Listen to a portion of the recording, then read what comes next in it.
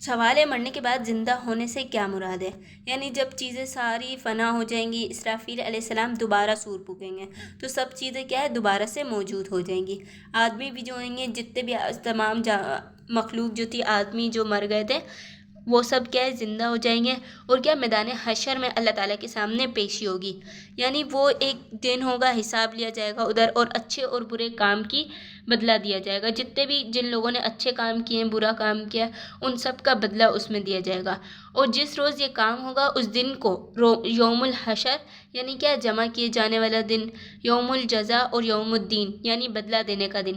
یعنی جتنے بھی مظلوم لوگ تھے ان کو ان کے کاموں کا بدلہ دیا جائے گا، جتنے بھی جنہوں نے ظلم کیا ان کو ان کا بدلہ دیا جائے گا۔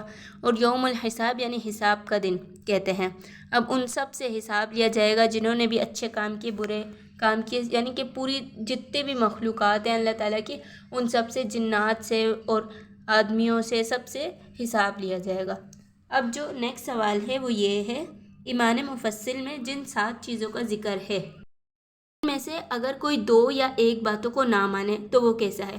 اب ایمان مفصل میں 7 چیزیں تھی، تو بتا دیا کہ وہ ہرگز مسلمان نہیں کہلائے گا جب تک کیا وہ اللہ تعالیٰ کی توحید یعنی کہ اللہ تعالیٰ ایک ہے، اور پیغمبروں کی پیغمبری یعنی کہ اللہ تعالیٰ کے پیغمبر تھے بھیجے ہوئے، ان پر ایمان لائے، اور اللہ تعالیٰ نے جو کتابیں نازل کی ان پر ایمان لائے، اللہ تعالیٰ کے فرشتوں اور قیامت کے دن پر، اور اچھی اور بری تقدیر پر، مرنے کے بعد زندہ ہونے کو نہ مانے، یا ان میں سے کیا کسی ایک کو نہ مانے تو وہ کیا ہرگز مسلمان نہیں ہوگا۔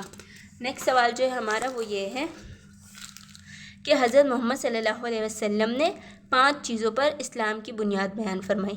اب وہ 5 چیزیں، اور ان میں کیا فرشتوں اور اللہ تعالیٰ کی کتابوں، قیامت، تقدیر وغیرہ کوئی ذکر نہیں فرمائی۔ تو اب یہ کیا بات ہوئی؟ اس کا جواب دے دیا کہ یہ جو 5 بنیاد بتائی اسلام کی 5، وہ کیا ہے آپ صلی اللہ علیہ وسلم کو ماننے کے لیے تھی۔ اللہ تعالیٰ کی کتاب جو ہے حضرت محمد صلی اللہ علیہ وسلم لائے، وہ ایمان لانا بھی، اس پر بھی ایمان لانا ضروری ہے۔ اب اس کا جواب ہے ان 5 چیزوں میں حضرت محمد صلی اللہ علیہ وسلم پر ایمان لانے کا ذکر ہے، اور جب کوئی شخص حضرت محمد صلی اللہ علیہ وسلم پر ایمان لے آیا تو اسے آپ صلی اللہ علیہ وسلم کی بتائی ہوئی تمام باتیں ماننی ضروری ہوں گی، اور اللہ تعالیٰ کی کتاب جو ہے قرآن مجید جو کیا ہے حضرت محمد صلی اللہ علیہ وسلم پر نازل ہوئی ہے، اس پر بھی ایمان لانا ضروری ہوگا کیونکہ وہ آپ صلی اللہ علیہ وسلم پر نازل ہوئی ہے۔ یہ سب باتیں جن کا ایمان مفصل میں ذکر ہے، اللہ تعالیٰ کی کتاب قرآن مجید اور پیغمبر صلی اللہ علیہ وسلم کے بیان سے ثابت ہے۔ یعنی ایمان مفصل میں جو بتائیے وہ اللہ تعالیٰ کی جو کتاب نازل ہوئی ہے اور آپ صلی اللہ علیہ وسلم کی جو حدیثیں ہیں ان سے بیان ہوئی ہیں۔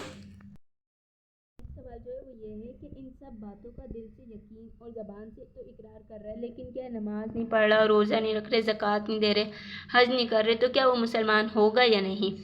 تو جواب میں بتا دیا کہ وہ مسلمان تو ہے، لیکن کیا سخت گناہ گار ہے وہ، اور اللہ تعالیٰ کا نافرمان بندہ ہے، اور ایسے شخص کو فاسق کہتے ہیں۔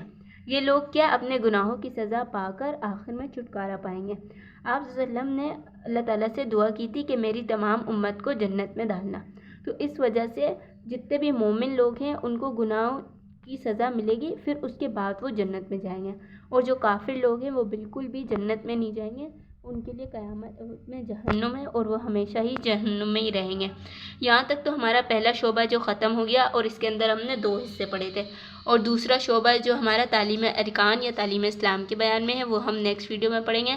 اب تک کے لیے اللہ حافظ، اپنا خیال رکھیں، لائک، کامنٹ، شیئر، سبسکرائب کر دیں۔ اللہ حافظ۔